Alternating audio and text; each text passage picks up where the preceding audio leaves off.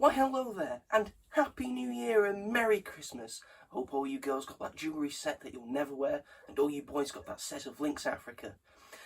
It's the end of 2022 and beginning into 2023, but this is a time where we look back at all the things that happened that is now the previous year. This is how these things sort of work.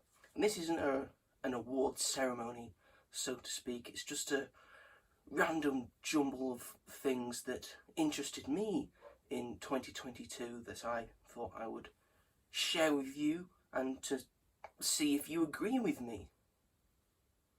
I have a lot of hobbies, and I like sharing them with people so I don't feel alone. So there we go. Anyway, moving on. So in this video today, I'm going to be telling you what you should watch, what you should not watch, what you should play with, what you should build, what you should... lots of other stuff, I assume. Actually, not lots of other stuff. What you should have gone to see. There it is. There it is. Starting off with the best Lego set of the year. Now you could either go for the Lego ATTE, which is probably the best Lego ATTE that they've ever built. Comes with a Phase 2 Commander Cody, which they've never done before, which was great, but also comes with other clone troopers where Lego has messed the helmet up.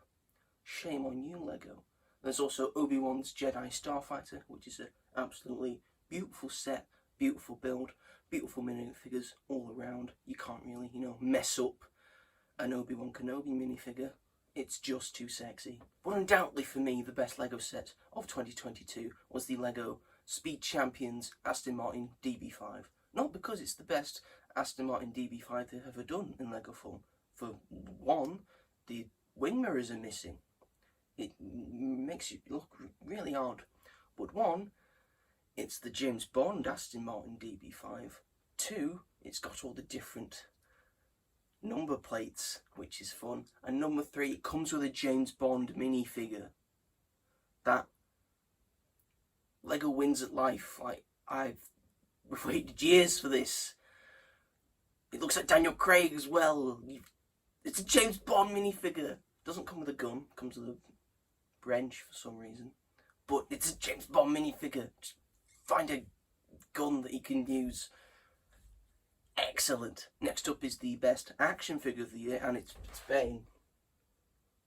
It's Bane. Okay, that. Oh, bye, Holly. It's Bane. It's Bane. Look at the detail. It's Bane.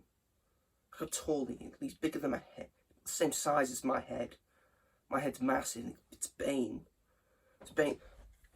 Lex Luthor's 7 inches. It's Bane. He's bigger than Doomsday. Bane, best figure 2022. Buy it. That's quite expensive, actually. Moving on to the best wrestling pay-per-view of the year.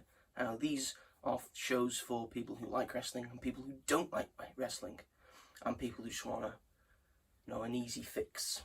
Because wrestling's quite fun. People should watch it. Lots of more people should watch it. Please watch it.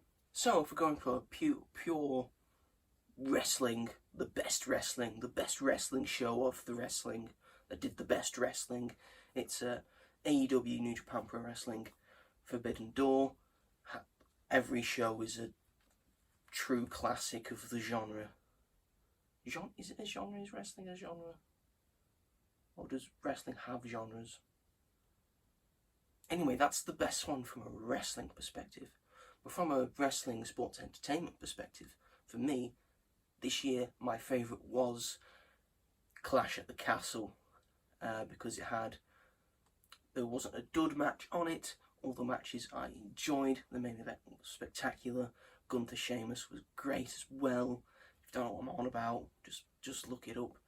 And I know it might seem that I'm being biased, considering it was the first WWE pay-per-view to take place in the UK in 30 years, and I'm British as well, but It's my opinion. Shut up. Moving on to what I thought was the best TV show of the year. Now, I'm not really well known for watching a lot of TV, but despite that, I've watched quite a bit of TV this year. There was, of course, the Book of Boba Fett, which was alright.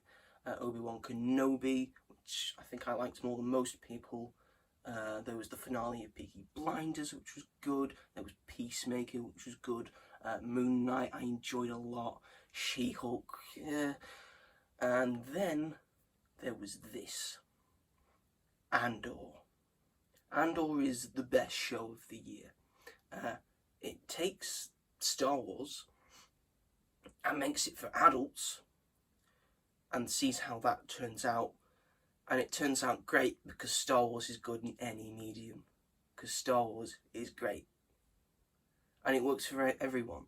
Because people need to get through their heads. The internet needs to get this through their heads. Star Wars is mostly made for children.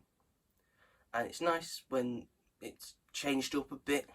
It's nice when we see nostalgia and all that. But just a pure, great show set in the Star Wars universe. Andor, that really tickles my pickle. Is that... I used the wrong phrase there.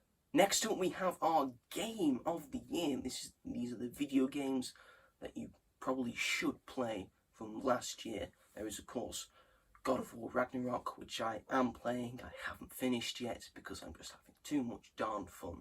There was Lego Star Wars The Skywalker Saga, which is just so many things, so many Star Wars things. It's all in Lego, and it's my two favourite things rolled into one, or three favourite things rolled into one, actually, because it's in a video game as well. There was Gotham Knights, which was very disappointing. And then there was my favourite game of the year and the game that I'm recommending, which is Sifu. Sifu you should play because it's probably the best combat system I've ever played with since the Arkham games. It's absolutely superb. The story is simple, but it's based on a Hong Kong revenge story, and most of them are simple anyway, and it's just got some great set pieces.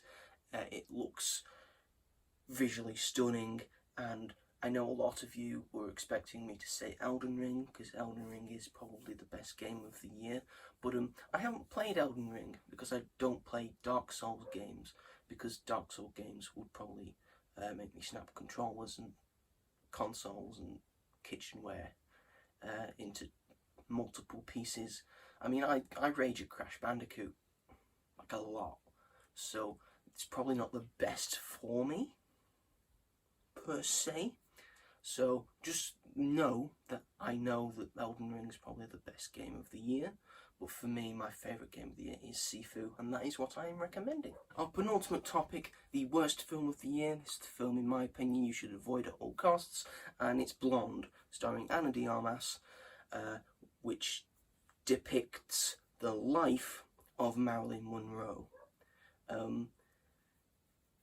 Just take my word for it, it's a bad film, made by bad people, except for, some of the actors I do like, and I feel sorry for them, but I will go into further detail, but whenever I do, it makes me angry, makes me very, very angry. And finally, we have the best film of the year, in my opinion. Lots of people will have different opinions. Well, this is my opinion, so go away. Actually, no, stay. Now, in my opinion, my favourite film of the year was probably Bullet Train, and so I would recommend going to see that, going to watch that as well. But in my opinion, the best film of the year was Everything Everywhere All at Once, because it's just superb. It's pretty much perfect. It nails every single thing that it tries to achieve. It's what Doctor Strange and the Multiverse of Madness wishes it could be. Side note, I actually quite like Doctor Strange and the Multiverse of Madness. It's probably the best Marvel film to come out this year. But this, it's Everything Everywhere All at Once. Superb, sublime. I hope it wins all the awards, even though it won't, because the Oscars hate stuff like this. So that was 2022 wrapped up by yours truly, the Ginger Reviewer. Please come back this year for more videos. I'm hoping to post more regularly. Hopefully, don't hold me on that though, because you know the year might get busy, and then I won't be posting, because that's how that works. In any case, be sure to like the video, the thumb, it's the thumb down there. Subscribe, it's the big button that says subscribe, and you don't have to turn notifications on. I'm sure you'll find this eventually. Although, turn notifications on. Why don't you? Why don't you just do that? Please. Anyway, that's all for now. I'll see you in the next video. Bye-bye for now.